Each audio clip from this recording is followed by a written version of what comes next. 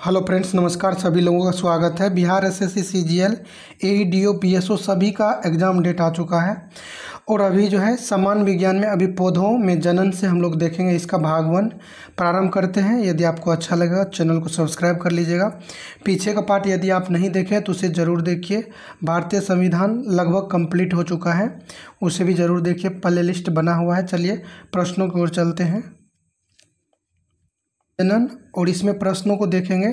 पादपों में जो जनन होता है ये किस प्रकार का होता है? तो पादपों में जनन 2 प्रकार का होता है, अलैंगिक जनन और लैंगिक जनन। इसे ध्यान रखिएगा। पादपों में 2 प्रकार के जनन होते हैं। 2 प्रकार में अलैंगिक जनन है और लैंगिक जनन है। अब बारी बारी से दोनों को देखेंगे। अलैंगिक जनन जो है असेक्सुअल रिप्रोडक्शन जो है ये क्या है? तो अलैंगिक जनन किसे कहते हैं? अलैंगिक जनन में पादप बिना बीज के नए पादप को उत्पन्न करते हैं, यानी इसमें लिंग का कोई रोल नहीं है। अलैंगिक जनन है तो बिना बीज के जो है ना नए पादप को उत्पन्न किया जाता है। अलैंगिक जनन कितने प्रकार का होता है? अलैंगिक जनन जो है ये 4 प्रकार का होता है। 4 प्रकार में क्या क्या है? कायिक प्रवर्धन, मुकुलन, खंडन एवं बीजाणु निर्माण। यानी अलैंगिक जनन जो है ये 4 प्रकार के हैं। कायिक प्रवर्धन मतलब आप समझिए, यहाँ आप देखेंगे आलू में देखे होंगे आप इस तरह से जो आलू है, और आलू में क्या होता है ये आँख जैसे निकला रहता है इस तरह से। जैसे मान लीजिए ये आलू है तो ऐसे ऐसे छोटा जो निकला रहेगा तो उसके माध्यम से ये कायिक प्रवर्धन, मुकुलन है और ये खंडन, बीजाणु निर्माण, ये सभी जो है 4 प्रकार हैं। अब कायिक प्रवर्धन के बारे में देखते हैं। कायिक प्रवर्धन किसे कहते हैं? तो कायिक प्रवर्धन जो है ये किसे कहते हैं? कायिक प्रवर्धन में पादप के मूल, तने, पत्ती एवं नया पौधा प्राप्त किया जाता है। तो कायिक प्रवर्धन में जो है ना पादप के मूल, तने, पत्ती एवं उसके जो है तने से नया पौधा प्राप्त किया जाता है। एक ऐसा प्रजनन जिसमें पौधों की एक शाखा अलग से विकसित होने लगे। एक ऐसा प्रजनन जिसमें पौधों की एक शाखा अलग से विकसित होने लगे, इसी को कहते हैं कायिक प्रवर्धन। इसमें पौधों की एक शाखा अलग से विकसित होने लगते हैं, कायिक प्रवर्धन। कायिक प्रवर्धन किस प्रकार का प्रजनन है? तो अलैंगिक है। नेक्स्ट है, पादपों में किस प्रक्रिया के माध्यम से पौधों की जड़ों, तनों और पत्तियों से नया पौधे का विकास होता है? ध्यान दीजिए, पादपों में किस प्रक्रिया के माध्यम से पौधों की जड़ों, तनों और पत्तियों से, यानी पौधा जो है इसके जड़ से, तना से और पत्तियों से नए पौधे का विकास होना कायिक प्रवर्धन कहलाता है। तो पादपों में किस प्रक्रिया के माध्यम से पौधों की जड़ों, तनों और पत्तियों से नए पौधे का विकास होता है? तो कायिक प्रवर्धन। पौधों के कायिक प्रवर्धन के संबंध में सही तथ्य क्या है? तो कायिक प्रवर्धन कॉलोनीय जनसंख्या को उत्पन्न करता है। तो ये कॉलोनीय जनसंख्या को उत्पन्न करता है। कायिक जनन विषाणुओं का प्रसार करने में सहायक है। ये कॉलोनीय है और विषाणुओं के प्रसार करने में सहायक है। कायिक प्रवर्धन वर्ष के अधिकतर भाग में चल सकता है। कायिक प्रवर्धन जो है वर्ष के अधिकतर भाग में चल सकता है, यानी अधिकांश समय में इससे जो है प्रजनन होता है। कायिक प्रवर्धन से अब देखिए कौन कौन सा होता है। जड़ से जो होता है जिसमें शकरकंद, डहेलिया और शतावार है। कायिक प्रवर्धन के माध्यम से जो पौधे में प्रजनन होता है जिसमें जड़ भाग लेता है, शकरकंद में जड़, डहेलिया, शतवार। भूमिगत तने से तो आलू जो है भूमिगत तने हैं, अदरक और लहसुन, ये सभी क्या है? कायिक प्रवर्धन में भूमिगत तने से इसका प्रजनन होता है। आलू, अदरक, लहसुन। जड़ से शकरकंद हो गया, डहेलिया और शतावार। अर्धवायवीय तने से जो है दूब घास, पुदीना और गुलदावदी। तो यहाँ पे आप ध्यान किसको रखिएगा? ध्यान इसको जरूर रखिएगा। आलू, अदरक और लहसुन जो है भूमिगत तना है और इसमें जो होता है भूमिगत तने के माध्यम से कायिक प्रवर्धन द्वारा प्रजनन होता है। वायवीय तने से जैसे गन्ना है, अमरवेल है, मनी प्लांट है, बोगेनवेलिया, कॉर्नेशन, कोको, अंगूर, मौसमी और चमेली, ये सभी क्या है? वायवीय तने से इसका होता है। गन्ना का भी तने से हो जाता है। अमरवेल, money plant, bougainvillea, coronation, cocoa, अंगूर भी क्या है? तना है। ये सब क्या है? तना से होता है। तना मतलब इसका एक टहनी काट के लगाना ही ये वायवीय तने का जो है प्रजनन करने का तरीका है। अगला देखिए, पत्ती से जो होता है ब्रायोफिलम, पत्ती से होता है ब्रायोफिलम और बिग्नोनिया। ब्रायोफिलम आप एक सुने होंगे पत्थरचट्टा, और पत्थरचट्टा के जो आप पत्ते देखेंगे तो पत्थरचट्टा का पत्ते जो है आपको इस तरह से रहेगा, उससे यहाँ पत्ते से ऐसे निकलता है। तो पत्ते से होता है ब्रायोफिलम बिग्नोनिया, और ये ब्रायोफिलम क्या है, पत्थरचट्टा है। भारत में गन्ने की खेती में वर्तमान प्रवृत्तियों के संदर्भ में क्या सही है?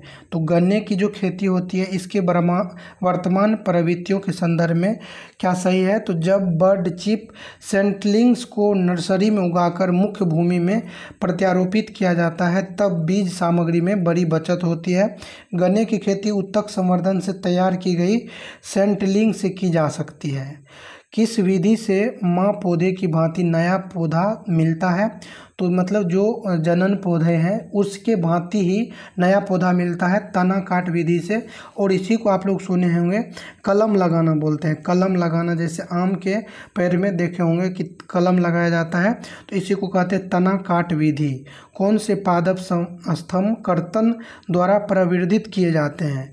कौन से पादप स्तंभ कर्तन यानी तना काट द्वारा प्रवर्धित किए जाते हैं? तो बोगनवेलिया, अंगूर, कार्नेशन तथा कोको, ये सभी जो है तना काट विधि से, बोगनविलिया, अंगूर, कार्नेशन तथा कोको तना काट विधि का प्रयोग करते हैं। अतिवर्धन किसे कहते हैं?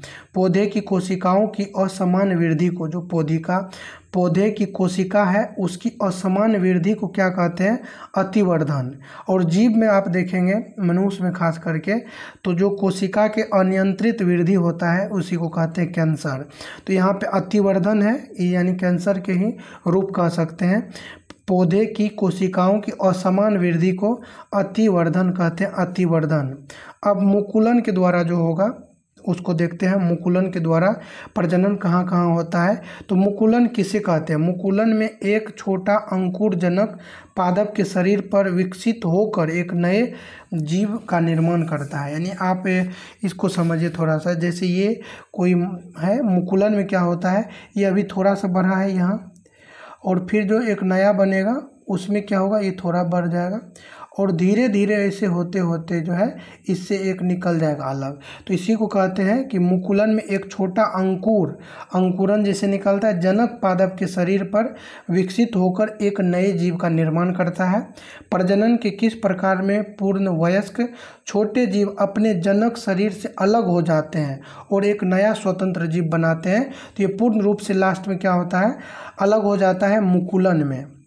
अगला है, ईस्ट कोशिका में जनन किस विधि द्वारा होता है? जो ईस्ट कोशिका है इसमें जनन होता है मुकुलन विधि के द्वारा। तो ईस्ट कोशिका में जनन किस विधि के द्वारा होता है? ध्यान रखना है आपको, मुकुलन विधि के द्वारा ईस्ट कोशिका में। हाइड्रा में जनन किस विधि के द्वारा होता है? मुकुलन विधि से। हाइड्रा और ईस्ट में जो जनन होता है मुकुलन विधि के द्वारा। हाइड्रा और ईस्ट ध्यान रखना है, हाइड्रा और ईस्ट में जनन किस विधि के द्वारा? मुकुलन विधि के द्वारा होता है। अब जो है खंडन विधि से देखेंगे कहाँ कहाँ जनन होता है।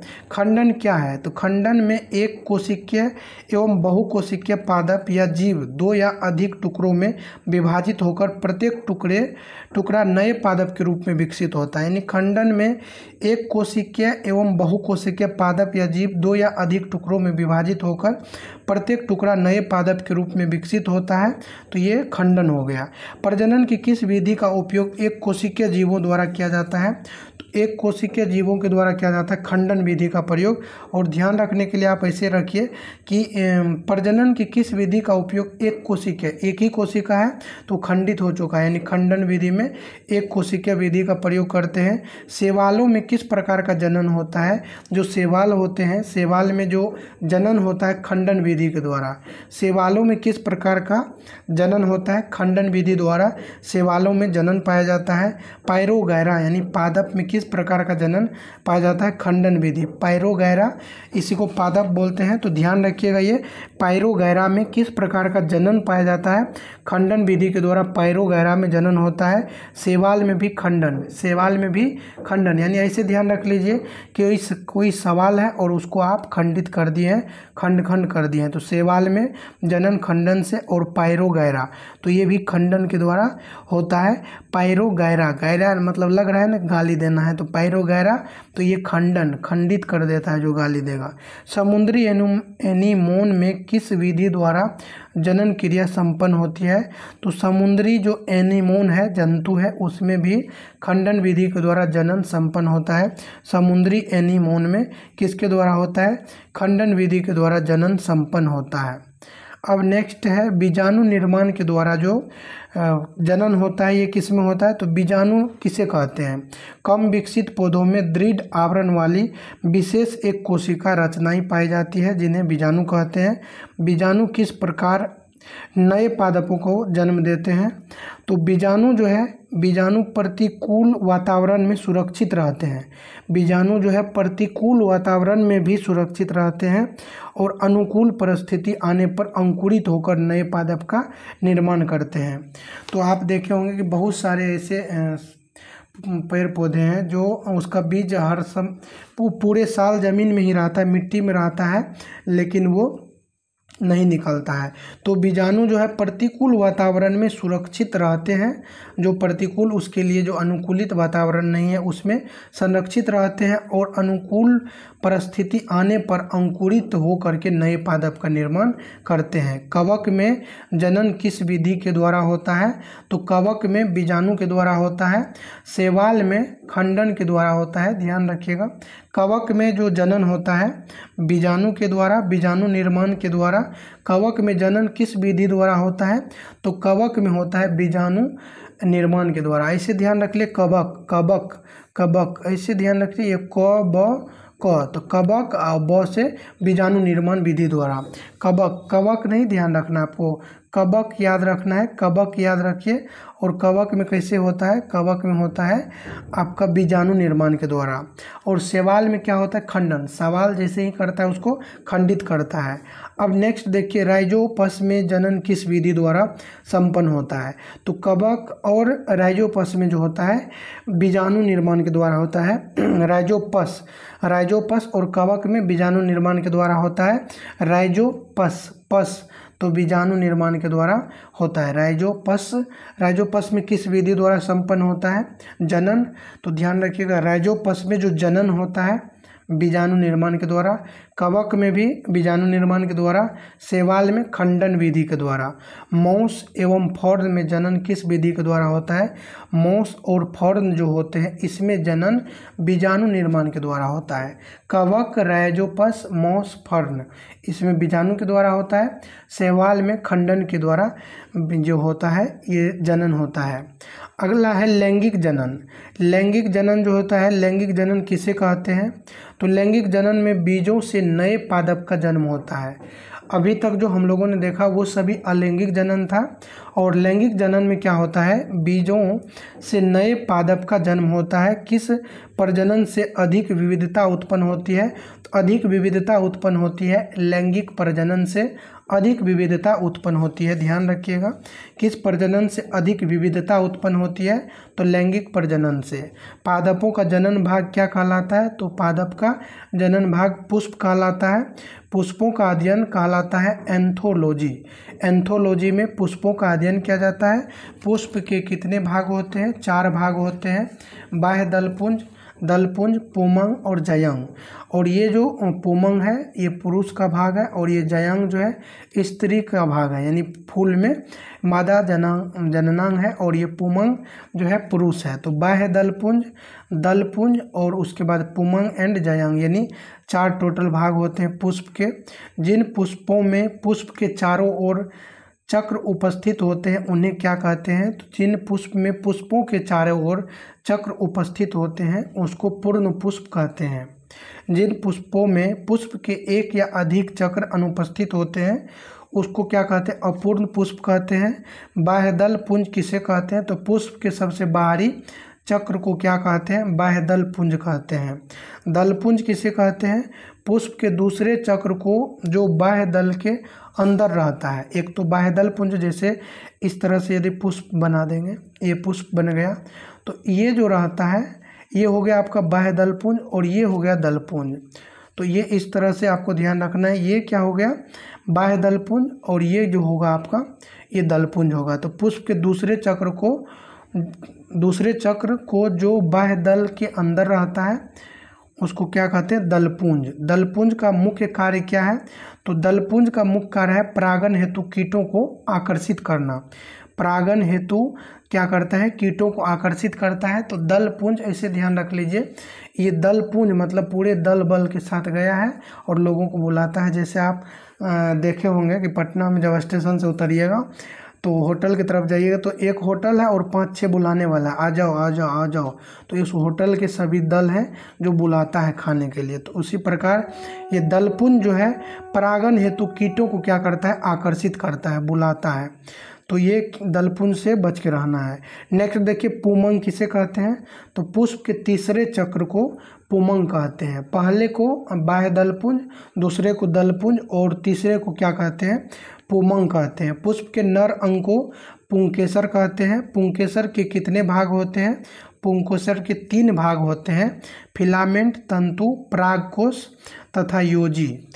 जो पुंकेसर होते हैं, पुंकेसर के 3 भाग होते हैं, एक तो तंतु होता है, परागकोश होता है और योजी होता है। योजी मतलब परागकण। जैसे आप इस तरह से जब बनाएंगे तो ये मान लीजिए है, तो ये तो आपका तंतु हो गया, ये परागकोश हो गया, यहाँ पे परागकण होगा छोटा छोटा, इसी को योजी कहेंगे। तो इसको 3 भाग होता है, एक भाग ये हो गया, ये। अगला है परागकण का निर्माण कहाँ होता है? तो परागकण का निर्माण कहाँ होता है? परागकोश में। अभी मैं बताया है कि ये जो है इस तरह से परागकोश है और इसी में परागकण रहता है, ये छोटे छोटे। तो परागकण का निर्माण कहाँ होगा? परागकोश में।